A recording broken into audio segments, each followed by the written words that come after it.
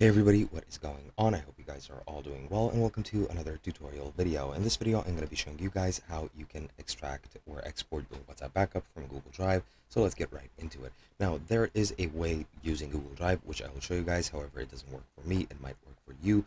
But if you're on the account that you use to back up your Google Drive, your WhatsApp messages, what you can do is go over into the settings and click on settings, go into manage apps and locate WhatsApp, as you can see here.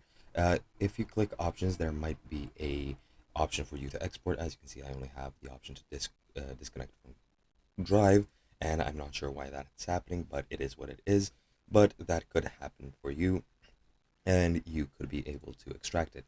Now, what you can do also is if you're using a new device or your messages got deleted by WhatsApp for some reason, what you can do is you can easily just go over into WhatsApp, delete your messages, relaunch the app, or delete any local data of the app, and then you'll be able to actually go ahead and restore your backup. If you're signed into your Google account, WhatsApp will offer you to restore the backup, and that's pretty much all you need to do. Hope you guys enjoyed, and I'll be seeing you guys in another video.